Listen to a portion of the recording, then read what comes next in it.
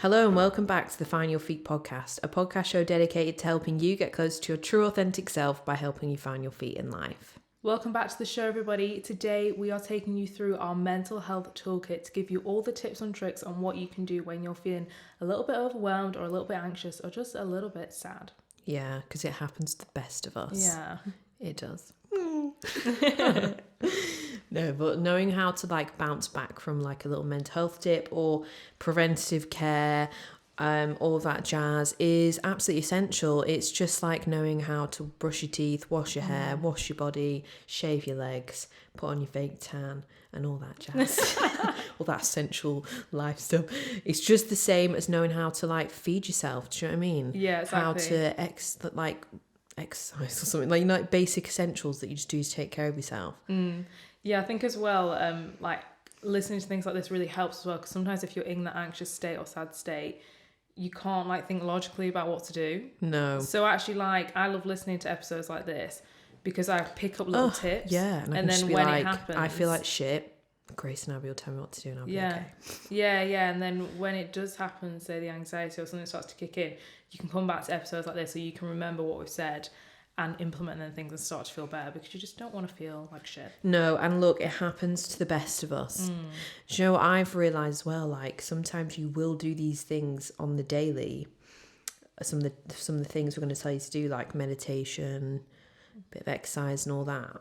But if you are just overwhelming yourself with life, it doesn't really matter. It's going to get you anyway. But then it's about how you deal with it in that moment, how you treat those emotions of maybe anxiety or whatever, overwhelm, is how quickly you will recover and get back to normal.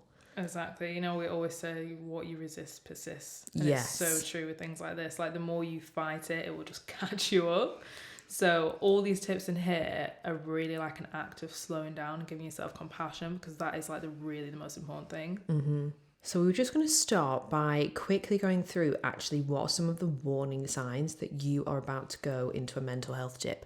And when we say mental health dip, that's quite a broad statement because everyone's mental health is very, very different. Same way all of our physical health is very, very different. Say if I have a mental health dip, it tends for me to be an anxiety flare up. But if you're more predisposed is that the word, predisposed to depression, let's say, because some people are genetically predisposed, I really hope that's the right word, to certain mental health conditions. So say it's depression, then that might be what you default to in a mental health dip. Or do you know what I mean? So for me it's anxiety. Yeah. Mr. Anxiety. Yeah, for me it is, it's anxiety, a bodily anxiety. It's just so annoying, heart palpitations and stuff. I love a bit of I love a heart palpitation. We just love Vibes. Vibes. So some of the warning signs are heart palpitations. No joke, they are one of them. Now there is some of the warning signs are bodily anxiety. Because sometimes your mind hasn't actually registered that you are anxious yet, because your brain's just going so fast and you just just trying to get shit done. Yeah, I usually feel the bodily anxiety rises and your mind doesn't you don't consciously register yet, because in times when there's a lot of things going on, it's very busy, you've got to have a lot of attention and focus, and you're a bit like a relentless rabbit or is it hamster? No, it's not. Rabbits don't run in wheels, is it? It's hamsters running on that wheel, trying to get everything done, that you just focus on all of that, but in the back of your head, you've got a lot of unconscious, anxious thoughts firing about. Am I going to get this done on time? Is this going to be good enough? Did I tell my mum I loved her? Oh my God. Did I actually unplug my straighteners? Oh my God. All this random stuff that's always going around your head, and then it builds up as anxiety, but your mind hasn't registered yet that you are anxious, but your body's starting to show that you are. So that's when you start to get those body symptoms, tight chest, short breath, heart palpitations, fatigue, vibes. Love that shit. Get me there. That's why it's so important to listen to your body, because your body's so intuitive, isn't it? Your body will know things way before your mind even does. So if you're someone that maybe a lot of people, it messes with the digestive system. If you notice that, or if you notice that you're starting to get a tight chest, that's just a little warning sign. It's not something to be scared of. It's just your body actually trying to work with you. So yeah, definitely slow down and listen to those. Yeah, I actually shared on our Instagram at Find Your Feet podcast. Come and follow us. I actually shared on there the other week on the stories, because I had a weekend where I was just like a chilled vibes weekend, just by myself. All by no joking, I love hanging out with myself. No, but I was on my own all weekend. I don't think I really had any plans, but I'd been like working a lot, so I was just happy to have the chilled vibes. And then I just got this, like, I was up and I was out for a walk, and I went on the most beautiful walk. I felt like I was walking through euphoria. Literally, I thought I was walking through heaven. I felt like I was having a spiritual experience. I was like vibing with the sheep. The frost on the grass was stunning. I got up really early and like went out for a walk, and like it was so peaceful, the birds were tweeting. I felt like I was experiencing life in like HD. But I wasn't. I was like, it sounds like I was like high or something. I wasn't. Like, I was like, it was like 7 a.m. on a Saturday, and I was vibing. And then I like went and got coffee after, and maybe it was the coffee.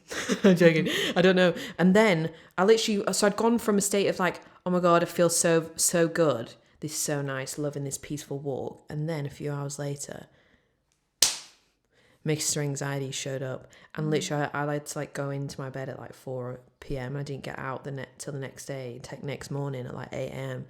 because the body anxiety just took over. And I thought I was ill because I was having all those bodily symptoms. And then I just thought, no, it's not. Yeah. This is Mr. Anxiety showing up in my body right now. And I just had to surrender. But it's just so weird, like it can just come around really unexpectedly. Like, and I just realised, well, look, I've just been working a lot recently. Hashtag set up another business. Hashtag girl bossing. So I've been a bit like, not anything too crazy. Nothing like probably what you hear on the internet, what some people get up to. But obviously, I don't know. Yeah, no, it can show up at any time. But that's interesting though. I didn't realise that it was after that walk. It's quite interesting to go from like such a high. I was literally like, what the fuck? Yeah, it was so weird. Yeah, that's bizarre. But maybe that was like those thoughts in the back of your head. Yeah, and then it was, because then I started to write, because then what I always do, which we'll get into later, but one of my techniques for a mental health dip is a journaling reframe exercise, where I write down everything that's stressing me out, anything in my head that's worrying me, and then I have to write a opposing thought that's positive, or a solution, or if I haven't got a solution and I can't act on it, then I have to surrender and let it go. And I was writing down the things that stressed me out, and they were just little tiny thoughts that were in the back of my head, just about getting things done for the new business, certain things like that. And it was just because they were repetitive in the back of my head, and I wasn't necessarily like consciously choosing to think it, but it was like, it was that constant small thought like knocking at the back of my head, that then eventually it just meant Mr. Anxiety opened the door and answered it and took over for me, instead of me doing it. Until so but yeah, it was really weird. It is bizarre, but that's the thing about anxiety as well. I think it just shows up when you least expect it. But another sign that you may be going into a mental health dip is that I feel like you just don't feel yourself, in terms of like you have way short fuse, and you feel like things like irritate you or upset you. You punch someone. Joking. No, like you. Yeah, you're more like irritable. Or is it the period? Joking. Yeah, I was going to say PMSing. kind of. But PMS actually can bring on anxiety as well, though. Yeah. The change in hormones can make you feel anxious or depressed. Yeah. I've noticed I've started to feel quite weird around my ovulation. So because you're tracking now with natural cycles. So I don't know when I'm. Yeah, so I know like exactly. I even took an ovulation test this morning, because that's what I have to do now. And I'm literally ovulating today, if anybody wants to know. But I've noticed I feel a bit weird around that time. So when you're ovulating, you're not allowed to have sex? Because you're trying not to have a baby. Yeah, not unless you use a condom, Okay. Cause then when you're not, so if you're ovulating, that's when if you want a baby, you should be trying out. Yeah, you should be going for it. And then today, I think will be my main day. Right, okay.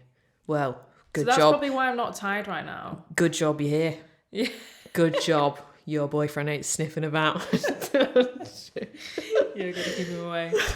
No, but yeah, they say because on your ovulation you feel quite motivated and stuff, don't you? Yeah, do you know what I find so weird about the female cycle is that the stuff, because you will go through a week where you feel so confident, because I feel it as well, like so confident, so focused. I feel like a fucking CEO. I feel like a man. I should taken over. I'm like firing off ideas. I'm like, I can take over the world. Yeah, oh my God, yes. Yeah. And then like you get the week before you cycle and you're like so on edge, so like I'm anxious. I can't focus. It takes me about a day to produce one Instagram video clip of a podcast, whatever. Whereas normally that would take like an hour. Like it's just so hard. I'm gonna want to eat everything. I'm exhausted. Life is just not easy, and it's just weird how that can you can fluctuate. Yeah, but there's also a period of cycle where you're like really introverted, and then periods where you're really sociable and you want to talk to everyone. It's just crazy being a woman. Yeah, it's I want fascinating. to learn more about that. Actually, I'm gonna read that period power book because that explains all that stuff. Yeah, because I think it's actually really important to know when your period is coming and be tracking it, and know when you're going to have that week of like PMS, because your thoughts do go wild that week. Like how, I don't know about you, but I do, like for me, I have really self-conscious thoughts that week. Start having body image. Start having body image issues. Not like full-on issues, but you know, like thoughts about myself, thinking not nice things about myself, feeling really unconfident. But then because I'm like, but guess what? You're about to get your period, so you better stop listening to the period ego talking, because it is weird. Like your hormones, I don't know why they make you have those shitty thoughts. Yeah. But if you know when your period's coming, then you can be like, I'm not going to take you on right now. I'm not listening to this. Thank you. Yeah. Do you know what I mean? You just don't take it seriously. I know that it's going to pass in a few days, and it's not actually how you feel about yourself. Yeah, maybe everyone should just track so then they know. Yeah. Or just even, just note down when you're in your period so you know for next time. One of the other like warning signs, I think, is a loss of perspective on your life. Like you start to feel a little bit like the world is on your shoulders.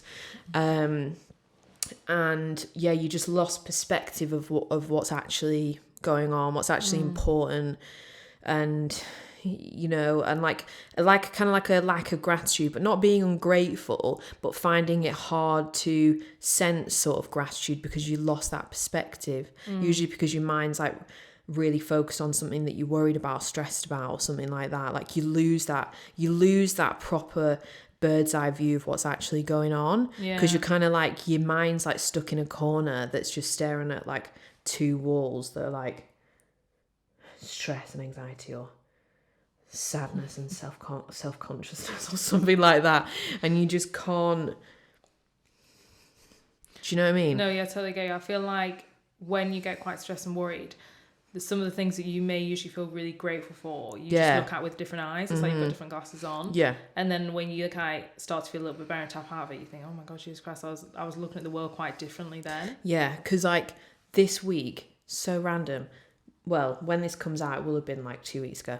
But it was our 2-year podcast anniversary, and we couldn't give one less of a fuck. Because we were stressed. Not actually because we don't care, but because we could not get perspective on that it's been 2 years, what we've achieved in that time, and feel any sense of pride, because we were far too busy doing like attending to lots of other important deadlines that we had to attend to, and the other work that we had to do, and other things we had to do. And we were just,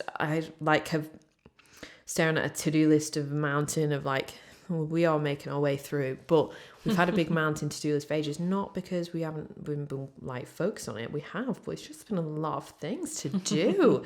And you just like, and I said to you, I was like, you were like, we should be really proud. And I'm like, yeah, we should, but I can't feel that right now. Yeah. And then I started to, that was the only time that I've ever sort of felt a little bit of like, I kind of get what people talk about now who say things about like, when you hear about like really successful people getting everything and they feel nothing. I'm not saying like, oh, we won, we did 2 years, like we won, we've mastered everything. Nah. Well, no, but that loss of perspective, and because you're so busy and just relentlessly doing life, that you lose the focus on the gratitude and the joy, because you're being like a hamster wheel, and like maybe you're a bit burnt out, you're tired or whatever, and you lose it. But it just kind of made me realize as well, like how much it is important to make sure you balance your life to be kind of slow as well, because otherwise, like, you know, when they say life passes you by, like literally it does in those moments, it does. Because this time last year on our 1 year anniversary, we were in the middle of lockdown when no one had anything to do other than think about things, and obviously our business operations were scaled back much smaller than what they are now. We were not girl bossing as much as we do now. So we didn't have as much on our plate, but we were literally in your kitchen blasting your speaker to the loudest it could go on, playing the Finders playlist, and we were like jumping around, dancing. We were going mental for ages. It's like a workout. Yeah, honestly, my heart was racing, heart palpitations. Like we were going mental, and we were so proud and grateful, and it was really emotional. And then it came round to a year later, and we were like, 2 year anniversary, what's that? I need to reply to this email. So we're gonna find perspective soon. And we were like, oh my god, we need to like tell everyone else it's a 2 year anniversary, we need to celebrate, and I just can't right now because I don't even have the time. So we're like postponing it. So maybe when this episode comes out, we will. Yeah, I feel like we would have celebrated. But yeah, so you can come celebrate the fake 2 year anniversary, the delayed birthday. But yeah, it happens. You really lose perspective. Yeah. But no, that's why it's so important, I think, to focus on that gratitude, and definitely, like on like milestones, to really focus on being grateful for each one. Like, because we recognized that we were like just tired and didn't feel like that booming about it. Yeah. But because we know that, we can actually schedule the time to make sure we do, because that is life, and we don't want that to pass us by. Yeah, and it's like, what the fuck is the point in constantly going through life pursuing goals if you don't ever celebrate all the little milestones along the way, because you're always looking at the next thing? Because what came up in my Snapchat memories 2 years ago today was like a Snapchat of me that I'd obviously sent to like you and my friend saying, oh my god, my new podcast show is live on Spotify and Apple. I don't even think it was like an episode. I think it was just that like the show was live. And then I was like, and it was 2 years ago today, and then we just actually confirmed someone who also has a big massive podcast, who exciting episode you will hear in the coming weeks.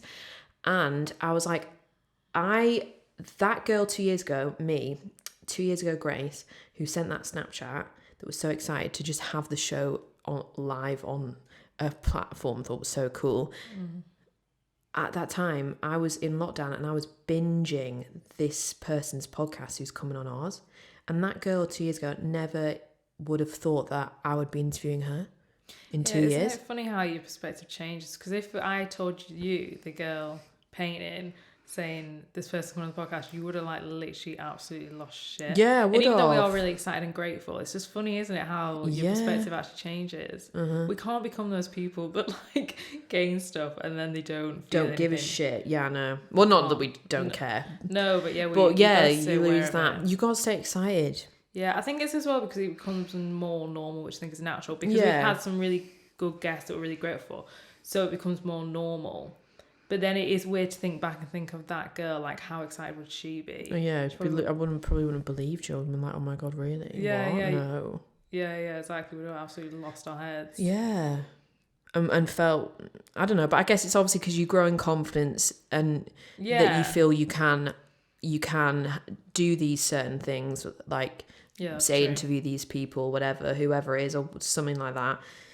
So I guess it's like not the novelty of it wears off or anything, but I guess it becomes more normal because you're like, well, yeah, that's what I'm doing now. Yeah, so it's like a mixture of everything, but I think, to definitely stay aware of it, because I don't want to become one of those people. No, because I'm like, also, you totally take the joy out of what you're doing. Yeah. If you don't allow yourself to be that celebratory, like, child. Yeah, like, what's the point? Yeah, we always used to say, we're all about self-celebration. Do you remember? We used to buzz over it, and now we don't. We need to start doing that again. Yeah. This is like a podcast therapy call. Yeah. Business therapy. Oh gosh. Okay, so warning signs of mental health tips. All we're talking about is our day. This it's all about us. But I feel like it's like relatable as well, though. Yeah, like people 100%. really relate to it. But it's also that's partly life. this episode's inspired because we felt ourselves having mental health tips Yeah. recently. all Because just relevant. because we've been like doing a lot of this, is you've got to take care of yourself, you've got to balance yourself, and we have. This is the thing, we have been trying to do that too. But it doesn't. No one is immune to any of this. No. And I think like it's really important to know that. And because when you know that as well, like, so when Mr. Anxiety showed up Saturday afternoon to me to let me know that he wanted to keep me in bed all weekend. Cheeky bugger. So cheeky of him. I was like, right, okay, I really wasn't expecting you to be here, but fine. Fine, you can spend some time with me, but you just can't stay for that long because, yes, you're cool and I appreciate you. Obviously just trying to save my life and stuff, trying to keep me alert, trying to alert me not to work myself to death. No, I'm joking. I don't even work on that level that I'd ever work myself to death. But whatever your reasons for being here are, I love and appreciate you. Thank you, Mr. Anxiety, for letting me know that I need a little bit of time to slow down and take care of myself. Thank you, and goodbye. And then he leaves because you've acknowledged him. And that's how you have to treat your emotions. And that's how you have to treat your mental health tips, because then you're not attaching to them. You're paying attention to them, because what you resist persists. You're paying attention to them. You're listening to them, listening to what they have to tell you. And then you're like, okay, thanks, hun. I get it. Let's move it forward. See you later. Come back later, okay? I'll talk to you another time. Yeah. Give me a month. Come back next month or maybe 6 months a or whatever. And then they go. It's when you attach to it and freaked out, or, you know. Yeah. And when you know what's going on as well, you can be like, right, okay, it's anxiety. It's fine. I've had this before. It's going to go. It's okay. I know what to do. It's fine. That makes it so much easier. So that's why we're doing this episode, because we're like, let's talk about it and let's give you our tools, because then you can do the same. And I promise you, it'll fuck off way quicker than it would if you just didn't know what to do with it. Yeah, 100%. I think that's a really good tip as well, is to like actually give your anxiety a name so you don't identify with it. You know, like a lot of people will call their mind a different name, so then they understand that they are not their thoughts. But actually calling it Mr. Anxiety would be really helpful, I think, because you know, like when you say, oh, I am anxious, or I'm an anxious person, you're saying that's part of your identity, and obviously we don't want it to become part of us. Like, it's not part of you. Yeah, it's so true. It's completely Those separate from you. affirming I am statements can be dangerous. Yeah, exactly. So yeah, anyone that does struggle with anxiety, give it a name. Maybe a really ugly name, or Mr. Anxiety. I think it's actually quite good. Yeah, pretend he's your annoying boyfriend. Yeah. I'm like, not trying to make it inappropriate. I was gonna say, yeah, that climbs into bed and you don't want to. We're just talking about rape here. Oh my god. But just a few more warning signs. I think one that can be really common is socially withdrawing, because when you're feeling like that depression or that anxiety kicking, it's very easy to want to think, I'm just gonna come into my shell. I'm better off here. I don't want to annoy people. Why am I feeling like this? You know, all the shame starts to build and you can really start to withdraw. And I was listening to a podcast the other day and they were saying that isolation breeds isolation. Yeah. And that is so relevant. Like, once you start isolating yourself, it's literally like, I don't want to say downward spiral because that sounds so like dark, but it really is one of those things that once you start isolating yourself, like, it just makes you want to do it more and more. It's like slightly addictive. I think it's a confidence thing as well, because you tend to socially withdraw, because maybe you're listening to Mr. Anxiety telling you that, like, you're really annoying. Yeah. And, like, people don't want to hang out with you. Yeah, and, like, no one wants to be friends with you. Yeah, or even, like, if you feel low and depressed, like, it might be telling you that as well, because all that comes with low self-esteem thoughts, and then you believe in it, and then you start to do it, and then the more that you do isolate and spend less time with people, the more evidence it is for you that no one wants to be around you, even though you're choosing not to be around people and it's not true. The more that evidence stacks up so that's why as well you like pull back even more. Yeah. And just general other signs as well of warning signs for mental health tip are just feeling really tired, when life just feels really hard, you feel a bit like pushing a boulder, tasks that you would normally find kind of easy feel really hard and laborious. Can also be a sign of burnout. But also, like, one for me is that I notice that I'm potentially getting a bit burnt out, or potentially gonna have a little mental health tip, because my ego gets really loud. So I start getting like going on Instagram and, like, without even consciously choosing to like compare myself to everything that I see, like everything.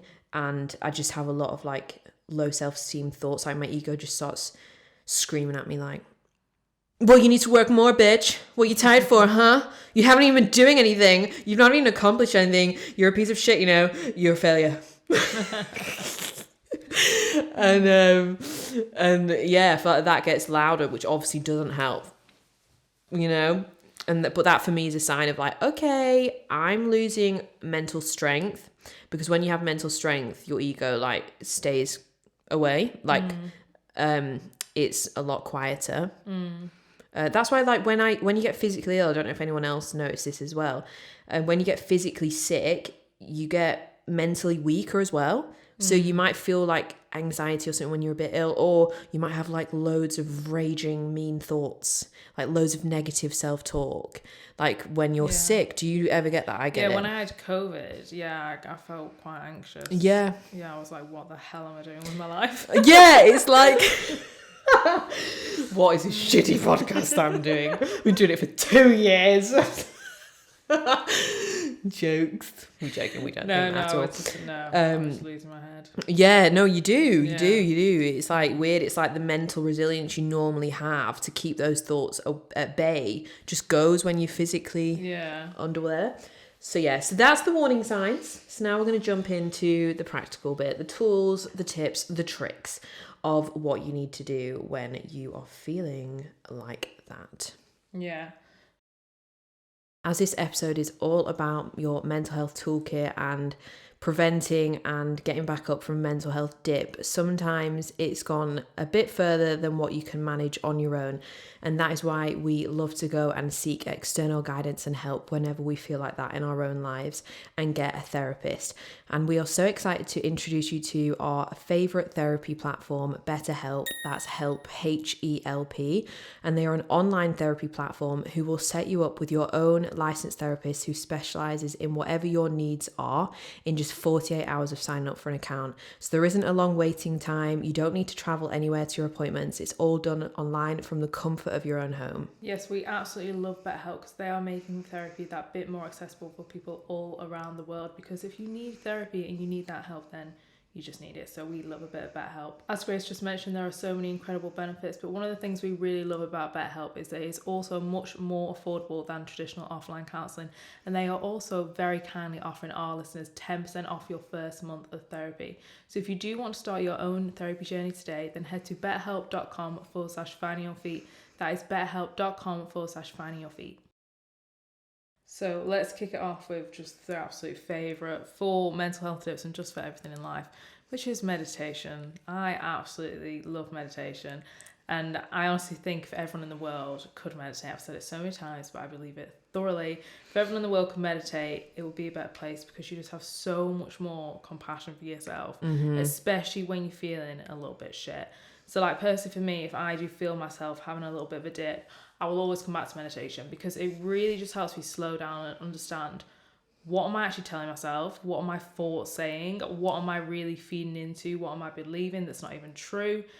And I think when you sit there and you really just give yourself like that minute or 10 minutes or whatever it is, you're literally saying like, you're worth it. Like, I'm going to sit with you and it's okay. Whatever's coming up, whatever thoughts you're believing, whatever bodily sensations you're having, I'm going to sit with you and it's okay. And in that process, you just can't, I even feel calm talking about it. Calming your nervous system. Like, I think when you're in that fight and flight, like your body is literally like scared, you know, it's in that it's fear. on edge. Yeah. And you really just need to like calm down and slow down. And I know like for people that don't maybe meditate and like maybe they can't get the concept of it, they think it's boring and weird and they don't want to sit there. And if they're like a person that gets anxious and runs around and like they just want to feel better, like you think that meditation won't help, but it really, really, really will. Like it'll just calm you right down, just give you that moment. And personally for me, it just really helps me question like, is this true? What am I doing in my life? I'm joking. Yeah, exactly. But like, a little bit of that. No, but in a good really way. Helps me think like things that are making me anxious, these little stories, like, is that actually true? Do I have any evidence whatsoever? Probably not, no. And it just really just calms everything down for me. Yeah. When you're really stressed, it's really hard to meditate because you're sitting down, you're thinking, Breathe in, breathe out. Picture the grass in the field, swaying in the wind. Ah! Oh my God, I didn't reply to that email. Oh my God, my boss is going to shoot my head off. Yeah, and then you get that the grass. Yes, swaying in the wind. Like, it's really hard, but that's when you need it the most. So you must persevere in those moments, because it's way easier to meditate when you already feel calm. It's really fucking nice to meditate when you already chill, because you just have a really nice experience. But like when you're stressed, it is more challenging. But that's the times you need it the most. So don't let that deter you. Persevere, honeys. You sit your ass down and meditate. But yeah, no, it's so important, because it literally obviously calms your nervous system, which really helps with anxiety and all that. Stress, lowering the cortisol, all that good stuff. But yeah, we cannot believe every single thought we have. No. Like, we cannot do that, because they're not all true. Like, a lot of them are not true. Can you imagine if they were? Can you imagine if they all came real as well? It'd be a nightmare. But it's what so many people, like so many of us, believe that every single one of our thoughts are true. And no, you really need to learn how to interrogate your own mind. Yeah, and shout it like Mo Gallagher. Shut up. Yeah. Oh my God. I never forget when he was like, yeah, and I was walking down the street after, I think he'd fallen out with his daughter. I had a little spat with his daughter. He's walking down the street and his brain was saying, I can't remember what his daughter's called, but basically saying, she doesn't love you, like she doesn't love you anymore. You're horrible. And he was walking down the street and he went, shut up, brain. Whilst he was walking down the street. I was literally like, oh my God. Because I love that as well, because that just like clearly shows how, like, a lot of people think that we are our mind and our brain and our consciousness is in our head, but we don't actually know that. So like him saying shut up, brain, is just a clear indication that he is not his brain. Otherwise, who would be saying shut up? Do you know what I mean? Like, it just clearly shows that. But yeah, I think as well with your brain, like, its job is to come up with like thoughts all the time. So if you're in that negative spiral, it's just going to keep coming up with them. So I think really questioning them and saying shut up, that is not true. Yeah. Where is the evidence? There is no evidence whatsoever. Like, all the time we're always thinking, this person might be thinking this to me, this person thinking. And most of the time they're not. They're really not. We waste so much energy worrying about what people think. And it's like they might not even be thinking that. Yeah. So some of our favourite meditation resources, we have a range of them on our website, which you can buy and download them straight to your phone, and you have lifetime access, and they're all about 15 minutes in length. So they're quite long ones. Well, I think 15 minutes is like the optimal amount of meditation, 10-15 minutes. Yeah, and we have some absolutely fabulous reviews as well. We do. You should read them on the website. They speak for themselves. But yeah, we love those. We love Sinead Hegarty's Brave Way meditation course, Vibes on Vibes. Absolutely love that. Did one of those in the gym car park this morning. Did you? I loved it. Probably looked like a freak. See, this is the thing, you can just squeeze it in anywhere. Anytime, it was anywhere. Really nice. Yeah. Loved it. Yeah, like you really can. I've totally habit stacked my meditation so hard. Like my meditation is just so integrated into my life now. Like the other day, it was like the weekend. Do you know what? Actually, I was feeling anxious. I had an argument with my dad. Yeah, not a vibe. And I was feeling a bit anxious. So I was like, oh my God, I really need to calm my nervous system down right now and cleanse my energy, because there's too many bad energies around me right now. And I literally went and like ate my breakfast, ate it, and then I went and sat outside and I just started meditating. I put on a Melissa Wood Health one, actually, because I love her as well, for meditations off her app. Put one on, it's about 10 minutes, and literally I was sat outside my front door. It was like on Easter weekend doing that, and my dad kept walking around in and out the house, and I was just sat there meditating, and he was like, what are you doing? I'm like, meditating. You should try it sometime. But I was just like, I don't care. And also, once you do it so much, you can kind of like do it with distractions around that. It's like, because it's more of a challenge as well. Like, yesterday I was thinking, obviously I had my eyes shut, and I was thinking, someone could just be literally right here looking at me, and I was like, you know what? I wouldn't even care. Yeah, because I'm calming my nervous system. Yeah, and it's just like, like when you don't make a big deal out of it either, and you just plonk yourself down and do it. Like, do it in the back of a taxi. Like, do it on the tube if you want. I actually saw someone on the tube, right? So weird. I think he was having like a meditation orgasm. I've literally felt like I was watching something I shouldn't be watching.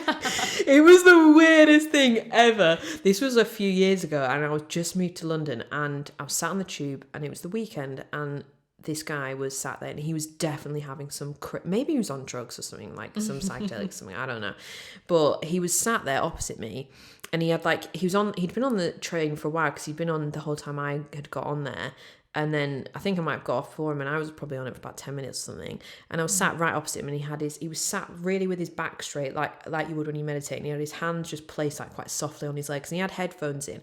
And he was like, his back was so straight, like he was like really like all in alignment with his chakras, you know. And he had his eyes closed, and you could just see that he was obviously doing something like that, because you can just tell when someone's meditating as well, because they're like, you can see the vibes. And he started like crying. There was like tears streaming, but he didn't look sad. It looked like he was having literally like, I don't know, like he was having a meditation orgasm. I literally felt like he was like, because it looked like he was like, you know, like, oh right, can you imagine? Do you know what I mean? Yeah, like people listening like to me can't work, see like, me, somatic. but he wasn't doing weird breathing or anything. I literally was like, what the fuck is going on?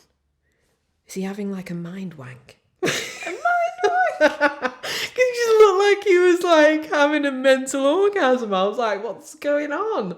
I felt like I was like in his bedroom watching him do something, and he shouldn't be doing, or like that I shouldn't have been watching. I felt like he was having a private moment.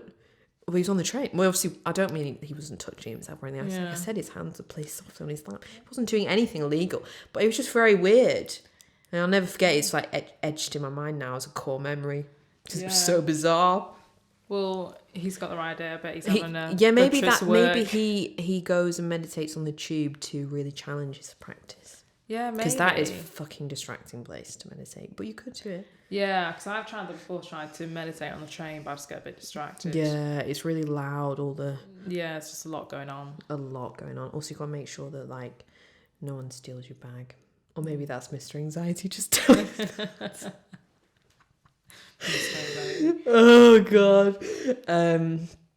Anyway, so meditation, great thing to do, and just there's always a way. Find a way, anytime, anywhere. But another great tip is journaling, and like I mentioned before, the type of journaling I like to do when I'm having a little mental health tip is my reframing exercise.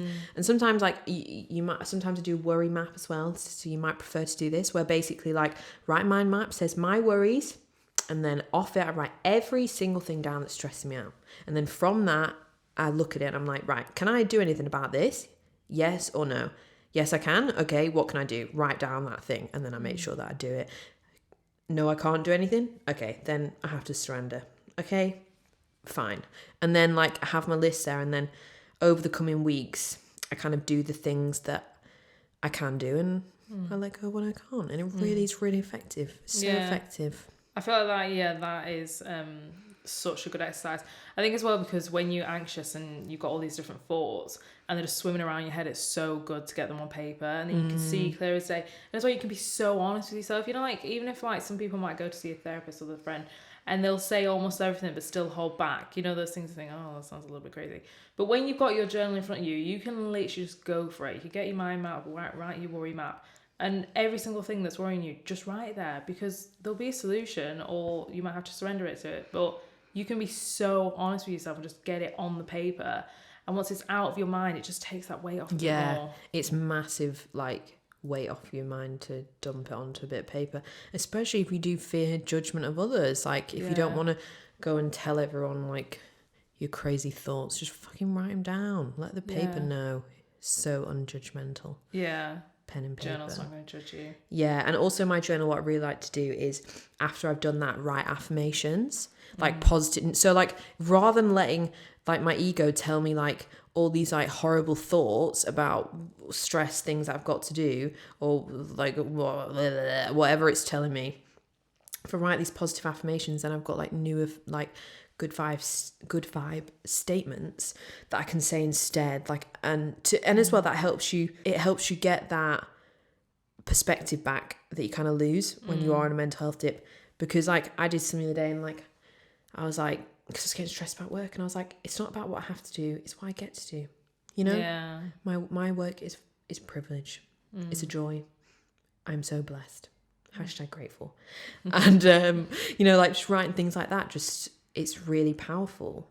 Yeah, because if you like what I do anyways, I think I'm so grateful for that, and I think, God, if I didn't have that, I would like be so sad, but then I'm like stressed. Do you know what I mean? So you reframe the gratitude. And I think as well, now you've mentioned affirmation as well, what I love if I'm feeling a bit anxious is digital affirmations, because obviously you just bang them on in the background.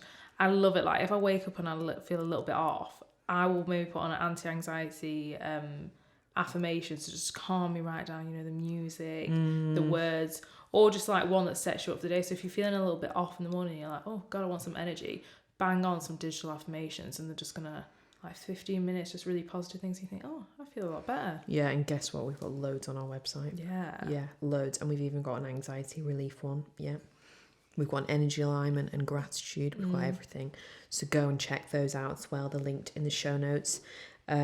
Also, what's really nice, if you don't want to listen to words, but you do want that calming vibration, is to listen to 528 hertz music, because apparently that hertz frequency is like healing and like good vibes. So you can literally get it on Spotify, you can get it on YouTube, just wherever, and it's like really chilled. Sometimes I like put that on and get in my bed and read, and it's just such a nice background noise, and it's really calming. Yeah, I love any angel frequency, to be honest. It calms me right down. Yeah, and then you get used to listening to it. It becomes a trigger to feel calm. Yeah. Because it's like, okay, the intention of when I put this on is to get me into a calm state, and obviously the music does make you feel calm as well. But also, once you keep doing it, it triggers you into that calm state as well, just straight away from putting it on. That's why you get like used to the same kind of meditations, like because you get used to that person and you associate with that calmness. So it just triggers you into that calming state. And another tip that we have is to talk and open up to your support network. I think that's really, really crucial. And like similar to what we said about isolating yourself and withdrawing, it can be quite easy to do when you feel a bit shit and you don't want to burden people and you think you're annoying. But it's literally the last thing. And I feel like as well, when you kind of reach out to someone and maybe you're the first one to say, oh, like say especially with like men as well, you know, like men's mental health, like do like the majority of them do struggle to maybe open up. It's like if you step forward and be that first person, you might think, oh, I feel a bit silly or something. And that person that you're saying it to is probably like, do you know what, I feel exactly the same. And it's like that builds such a strong connection, and it's so good and healing. And like I said before, your words can become really heavy in your mind. So to get them out and just say to someone, actually, I'm feeling like this. And they're like, that's cool. We'll work through it. Like that is so healing. It's so simple as well, just to tell someone how you're feeling. Yeah, because I remember when I was in bed with Mr. Anxiety through the weekend, and I was voice noting my friend, and I was like, oh, I think I'm actually having an anxiety attack and I just haven't realised. And then she just sent me back a voice note and she was like, it's okay, they just come and go, like it's fine, just rest and it'll pass. This is always what happens with little mental health tips, like it's just gonna go. And literally I was led there, and her words on that 1 minute voice note completely soothed me and made me feel so much better. And I was like, thank you so much for that 1 minute voice note that just really helped, because sometimes you just need to hear it from someone else as well. Yeah, exactly. And I think the reason for that is because that like sense of tribe and community is what as humans need to survive and thrive. So they make that because it grows resilience in you and makes you feel stronger when you've got support behind you, even in the fight against Mr. Anxiety or something like that. Like it really helps. I think that's why it helps. Yeah. Because of like the deep caveman. Yeah. But there's such comfort in knowing you're not alone. Yeah. And that people have felt the way you feel and they can hold your hand and you know you're going to feel better. Mm-hmm. The other thing we do, which is kind of obvious, but that's like exercise. So like you like to... Still normal. You like to... I've changed the game recently. Oh, right. Tell me. So what have you been doing? Yeah. So I like weightlifting anyway, but I listened to a really interesting podcast on Skinny Confidential all about weightlifting. I think we should ask Skinny Confidential to sponsor the podcast, because they we should talk about them all the time. Yeah, they should. But no, they were explaining that like obviously HIIT training and that does raise your cortisol. Yes. But weight training does the opposite. Like weight training is as good as like Pilates and stuff. So I've started I still like HIIT and it doesn't make me anxious, but I actually really like weightlifting and I just feel like it's actually more fun. So I've started weightlifting mainly now. So I feel like it is a good, say this week I felt a little bit anxious. It's really helped me because I just go in the gym and just focusing just on the weights, what can I do, getting better. And, you know, like just in reps, that. Yeah, exactly. Yeah, I've really been enjoying it. Just like shaking off that energy. But sometimes as well, if I'm anxious, then I will do something slower like yoga or something. Because I really just feel like that just like releases the energy out of you. All that's stuck in there. Yeah. So whatever choice of exercise you like to do that. Because it's great to move the energy out of your body. I actually heard Ed Milet saying this the other day, that it's impossible to feel anxious or depressed when you're moving your body. And he said it, and I was on a podcast, and I was like, that's interesting. So I need to think about that when I'm actually moving my body and see if that is true for me. But he was saying it as in, like, when you're anxious, it's because you're looking into the future. When you're depressed, it's because you're stuck in, like, looking in the past. You know, when people say it's obviously very, very, very simplified term of what's going on with these complex issues. But he was basically saying that when you're moving your body, like working out, you're so in the present moment and you're so focused on that your body is just moving, that in that very moment you'd stop feeling either of those things, anxiety or depression. Yeah, that's interesting. Yeah, it is. And I think as well, thinking about it like that is like a good way to ease your anxiety, but then also because I think like some people, like, it's just another side of it, some people can like mask their anxiety with working out. Oh yeah, I actually saw as well on TikTok, which is a great source of accurate news and information. But no, there was this girl on there, she said, put a video up, and she said that she always goes to the gym, works out, and she always feels relief when she's in there. And then a therapist said that's because your body, I think, I can't remember what she said, but it made so much sense. But basically was like just saying that your body is in a state of like survival or something like that when you're in the gym through working out. I don't know, I can't remember what she said, but basically your body is physically cannot focus on anything other than the fact that you're working out or something like that. So that's why you feel that relief, because it's just a temporary pause from it. So that's probably what Ed Milet's saying, but he's just romanticizing it, making it inspirational because he's an inspirational guy. But I can't remember what she said. She kind of said the science of it, and I was like, that makes so much sense. No, exactly, because I think if you're feeling like a little bit anxious, a little bit down, of course, work out, move your body if that makes you feel good. I'm definitely not saying you don't do that. But yeah, I think there is a line where like some people may mask, and that's absolutely fine. If you do that, have compassion for yourself. And I'm sorry, but you could be as well using a far worse coping mechanism. Like drugs. Literally, or alcohol, sex, shopping, racking up a credit card. Yeah, do you know what I mean? Like, I think we've all got weird coping mechanisms. One of my weird coping mechanisms for when I'm feeling really stressed is religiously watching Justin Bieber's YouTube documentaries, even though I've seen them a million times, or going on his Instagram page and watching all of his videos and crying. Oh my God, I really didn't know what you was going to say then. But you know, they say as well, like, people go and watch the same show over and over again because they know what happens in it, what's the plot, so it's soothing to their nervous system. But also I think it's because Justin Bieber gives off really good energy, so love that guy. He makes me feel wholesome and warm and fuzzy inside. Honestly, he always makes me feel really good, so I stick him on. Cute. I love it. No, but yeah. But one day I'd love to interview him. You know, I just want to manifest this right now. I want to tell everyone now and claim it. I would love to interview him on the podcast. I'd love to go to LA. I feel like I'm sitting next to a little girl. I'd love to go to LA and interview him because I would love to talk to him all about how finding his spiritual connection changed his life. Yeah. Because it changed him. He's so much healthier and happier now. It's really beautiful to watch. I didn't used to connect with him as much now until he is the man he is now. Yeah. Love it. Anyway, we'll save that for a Justin Bieber dedicated episode. Yeah, but just finishing off that point, just, be aware that if you do struggle with mental health, that like... So I just hijacked what you were saying so bad. Sorry, carry on. I'll let you land the plane now. I will stop hijacking the cockpit. Yeah, no, I was saying that, just be careful not to do that because it can become like a distraction, like a very healthy distraction. But I do believe strongly that like just because someone's maybe has an amazing physique and works out all the time, it doesn't mean that it's a great time inside your mind. And if it's not, then you deserve to feel good. Like, don't ever think, oh, well, I'm healthy, I love the gym. Like, no, like if you leave the gym and you just feel shit once you leave, then it's time to like do more work on your mind. And the second to last tip is consumption. So that means what you're eating, what you're drinking, and what you're consuming in terms of media and people and all of that jazz.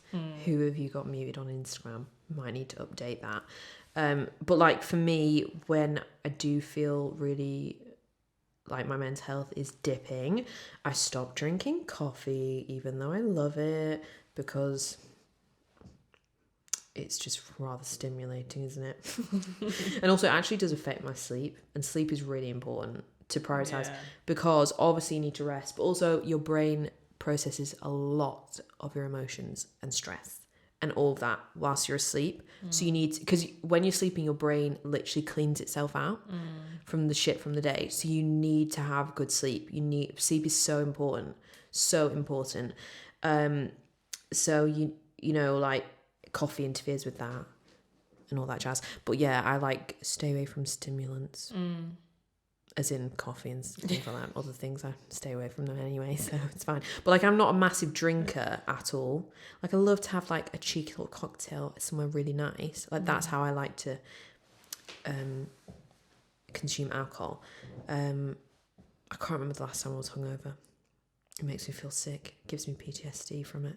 I hate it. Anyway, but if I am in a time of low mental health, the last thing I'm going to do is have a drink, because it makes it so much worse. Whatever you've got, it makes it so much worse. I know that some people go to it for numbing because it alleviates pain in the moment, but the after effects so horrific. So the hangover anxiety is like magnified. Yeah, and also like when you're drinking as well, like it's a depressant. Alcohol is a depressant. So if you're already feeling kind of low and sad, that's not going to help. No. So yeah, I watch what I consume. And like, you know, because as well, a lot of sugary foods can be very stimulating and stuff like that. So I just try and like keep it cool, keep it healthy. And my go-to mental health meal is salmon, vegetables, and some potatoes. I don't know why. It's like my go-to comfort meal of, okay, we need to... Yeah, because you're getting all that goodness back into your life. Yeah, I don't know, I just always gravitate towards it. It's very easy to want to just eat loads of shit, I think. Like, you feel like shit, but it just makes you feel more shit. Yes, exactly. Low vibe food. To get the green juice out, get the vibrations up inside your body. And the last one is to just really be slow and patient with yourself, because I think when these like anxious or sad times show up, it's so easy to want to run and just to fix it all and just to go away and almost be like angry at yourself. Well, I don't know if I'm just talking about myself here, but to be almost like angry at yourself, like, why do I feel like this? You know, like annoyed, like, oh, I just want to function, I just want to get on with it.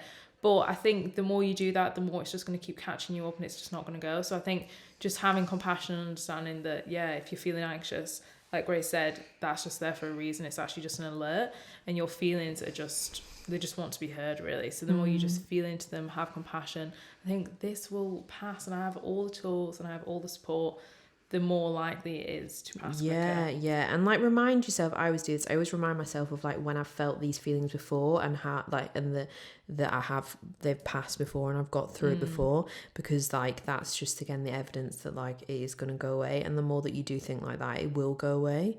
Like, just really don't attach to the feelings as like thinking they're a forever feeling, because they're literally not. No. They'll always go away, because our default baseline of existence as a human is peace, joy, love, happiness, and confidence.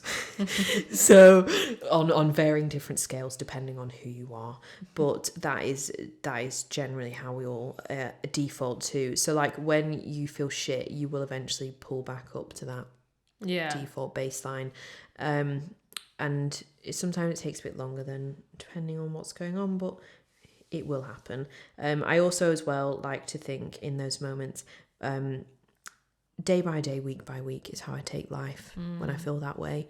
Because what is the point in me spending loads of energy worrying about what's going to happen in 2 days or in 2 weeks or in 2 months or in 2 years when I have zero real control over it other than how I show up today and how that impacts tomorrow.